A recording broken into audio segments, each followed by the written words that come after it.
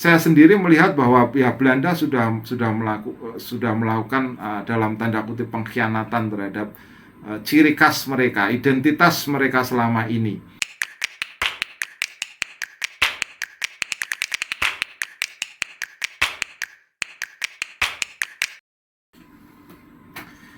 Salam pemirsa, ketemu lagi di Titis Corner dan Piala Dunia 2022 akan menginjak laga perempat final. Kita melihat ada sebuah pertandingan penting selain berhasil melawan Kroasia, yaitu Argentina melawan Belanda. Ini partai yang luar biasa ya, kalau kita ingat bahwa mereka juga sudah pernah bertemu di perempat final tahun 98 dan juga mereka bertemu di semifinal tahun 2014-98 ketika itu dimenangkan oleh Belanda lewat gol indah dari Dennis Bergkamp, kalau Anda masih ingat, dan 2014 dimenangkan oleh Argentina lewat adu penalti. Nah, kali ini kedua tim yang satu kekuatan Amerika Selatan dan satu kekuatan Eropa akan kembali bertemu di Asia, di Qatar. Dan yang menarik di sini kita akan soroti tentang Belanda. Kenapa Belanda ini menarik? Jadi begini, Belanda selama ini kita kenal atau dikenal sebagai tim yang mengutamakan keindahan dalam bermain sepak bola, yang mengutamakan estetika. Jadi sepak bola estetik. Mereka tampil atraktif sepanjang permainan, mereka inovatif, dan mereka memiliki gaya menyerang, attacking style.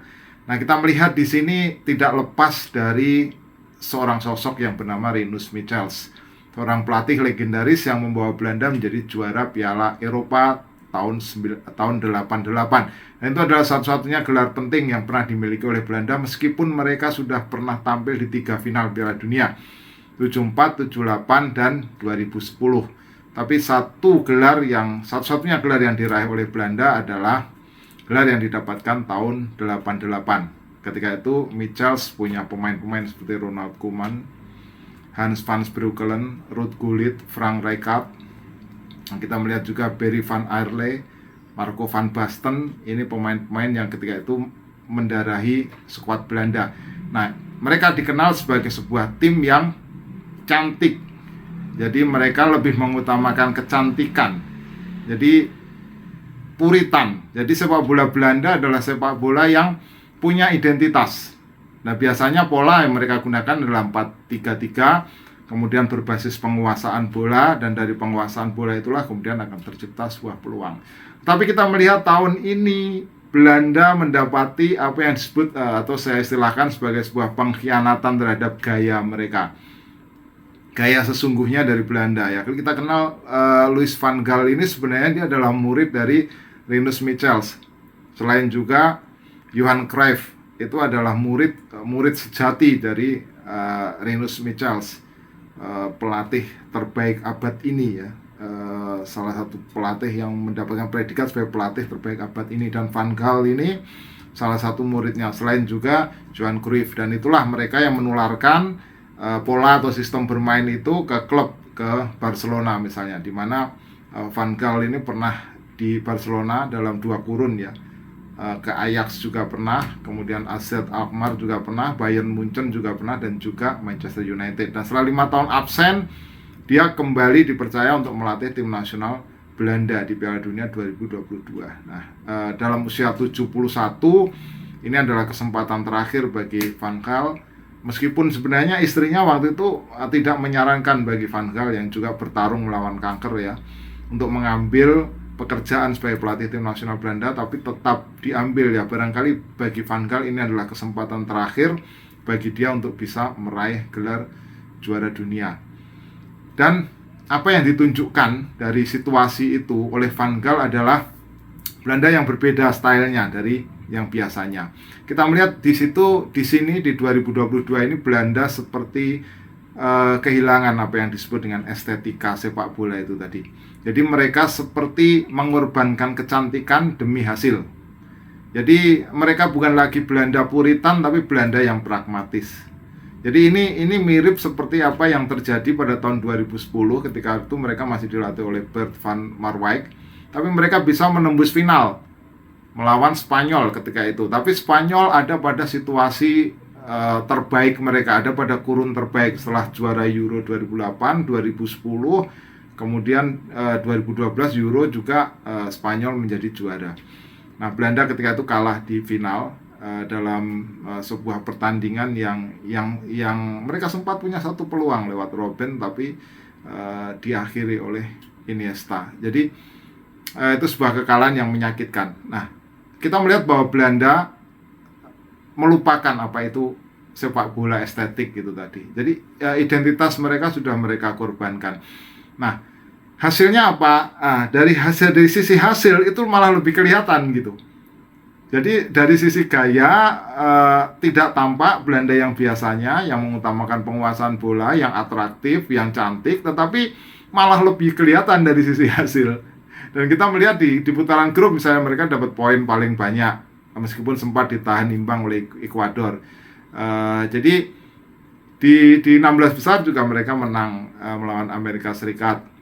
Jadi Van Gaal ini betul-betul berkaca melihat apa yang dialami oleh Belanda, terutama kita melihat dari kejadian di Euro 2008 dan Euro 2021 atau Euro 2020 yang dimainkan di tahun 2021. Di situ Belanda tampil cantik, tampil atraktif, menang terus di putaran grup. Di Euro 2008 ketika itu dilatih oleh Marco van Basten, mereka mengalahkan Italia 3-0. Itu di putaran grup itu mereka berada di grup neraka ya, mengalahkan Italia 3-0. Kemudian mereka mengalahkan Prancis 4-1 dan juga mengalahkan Rumania 2-0. Tetapi apa yang terjadi kemudian? Mereka kalah oleh tim yang mengandalkan serangan balik, yaitu Rusia. Ketika itu mereka kalah 1-3. Dan ironisnya Rusia dilatih oleh salah satu barisan pelatih Belanda, yaitu Guus Hiddink. Ya, kita kenal barisan pelatih Belanda yang terus mewarisi apa yang dilakukan atau diterapkan oleh Michels, seperti Guus Hiddink, Dick Advocaat, Leo Beenhakker, Aad de Mos, dan termasuk juga Louis van Gaal ini. Tapi hasilnya apa? Hasilnya kalah ketika itu, gugur di 16 besar dari Rusia. Hal yang sama juga terjadi di Euro 2020 yang baru lalu. Jadi mereka menang lawan Ukraina 3-2. Kemudian mereka menang lawan Austria 2-0. Dan menang lagi lawan Makedonia Utara. Tapi apa kemudian di putaran gugur ketika bertemu dengan Republik Ceko mereka kalah 0-2. Itu sama persis dengan apa yang terjadi di 2008. Main cantik, main indah, tapi ya secara hasil nggak kelihatan. Nah, ini yang coba diubah oleh Louis van Gaal. Itulah yang membuat dia berani untuk mengorbankan identitasnya dan kemudian lebih memilih tampil pragmatis. Ya, langkah yang dilakukan oleh Van Gaal ini bukannya mulus ya, artinya ini mendapatkan serangan bertubi-tubi atau kritik bertubi-tubi, terutama dari pendamba sepak bola indah Belanda. Ya, saya termasuk salah satu pengagum sepak bola Belanda, terutama sejak mereka menjadi juara Piala Eropa di 88. Nah, saya setiap ada turnamen besar saya selalu menonton pertandingan Belanda, saya selalu mendukung Belanda gitu. Tapi tahun ini saya melihat ya Belanda yang hampir mirip dengan Belanda 2010 ya, Belanda yang pragmatis. Nah, tahun ini juga agak mirip dengan 2014 ketika itu masih dilatih oleh Van Gaal juga. Nah, miripnya di mana? Miripnya seperti ini. Tahun 2014 ya sama sebenarnya ya pola situasinya ya, mereka lebih pragmatis, nggak bermain cantik. Tetapi ketika itu tahun 2014 itu mereka punya defense yang mediocre, defense-nya buruk, tetapi mereka punya lini serang yang luar biasa, lini serang yang dahsyat. Van der Vaart, Van Persie, Arjen Robben ketika itu pada situasi terbaiknya. Nah, tahun 2022 ini terbalik. Jadi mereka punya penyerang yang mediocre, tetapi lini belakangnya itu yang dahsyat. Nah, mereka punya Van Dijk, Nathan Ake, kemudian mereka punya Julian Timber, masih juga punya De Ligt, Stefan de Vrij juga masih punya. Ini pemain-pemain belakang yang tangguh. Di sayap ada Daley Blind. Kemudian kita melihat juga di barisan gelandang bertahan mereka juga punya pemain-pemain yang lebih pada sisi multifungsi ya, seperti Martin de Roon atau Koopmeiners. Ini kan lebih kepada gelandang yang multifungsi. gelandang pengganggu daripada gelandang kreatif ya.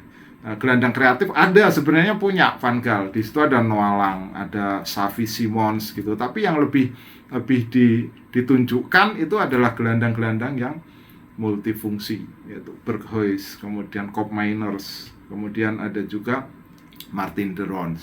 Nah, inilah Belanda yang berbeda, sehingga kekuatan dari sisi pertahanan itu coba betul-betul dioptimalkan oleh Van Gaal. Jadi dari situlah asal muasal kemunculan pragmatisme dari Van Gaal. Di samping juga dia berkeyakinan bahwa ini adalah kesempatan terakhir bagi dia untuk bisa mendapatkan Piala Dunia, sesuatu yang tidak atau belum pernah didapatkan oleh Belanda sejauh ini, meskipun pernah berada dalam situasi di 3 final. Nah, kita melihat Belanda akan bertemu dengan Argentina yang seperti diesel ya, Argentina yang lambat panas kalah dari Arab Saudi, tapi kemudian perlahan mereka bisa bangkit, menang. Dan bagaimana peluang Belanda ketika bertemu dengan Argentina? Nah, kita melihat dari saya mengutip dari superkomputer yang punyanya Opta Analis. Di situ persentasenya itu kemungkinan Argentina menang itu adalah 44,2%. Itu versi Opta. Kemungkinan Belanda menang 27,1%. Kemungkinan imbang 28,7%. Nah, mari kita lihat data lain. Saya ambil dari Soccer Power Index dari situs 5038. 5038 ini adalah salah satu situs data yang terbukti mereka mampu memprediksi hasil di pemilihan presiden di Amerika Serikat dengan benar. Nah, di situ juga hasilnya apa? Hasilnya Argentina secara persentase dia lebih diunggulkan, 58% dibandingkan dengan 42% dari Belanda. Dan dari sisi tim mana yang lebih diunggulkan, di situ banyak analis atau banyak superkomputer yang lebih memilih Argentina sebagai pemenang. Saya sendiri melihat bahwa pihak Belanda sudah melakukan dalam tanda kutip pengkhianatan terhadap ciri khas mereka, identitas mereka selama ini.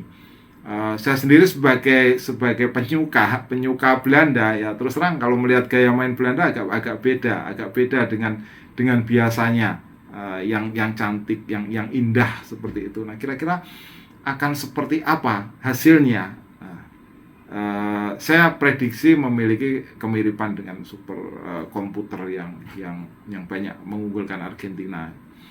Jadi dalam pandangan saya, mungkin kalau saya disuruh milih antara Argentina atau Belanda, ya Argentina ada kesempatan lebih tipis untuk bisa lolos ke semifinal. Benar atau salah namanya juga prediksi ya, nggak selalu benar.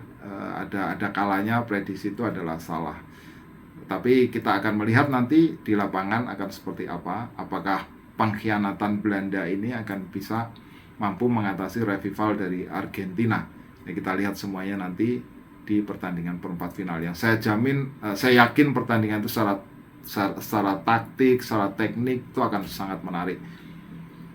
Di situ ada pertarungan taktik dan pertarungan teknik yang nanti kurang lebih akan dramatis. Silakan jika Anda punya prediksi lain, punya pandangan lain, silakan tulis di kolom komentar. Kita ketemu dalam pembahasan berikutnya. Salam.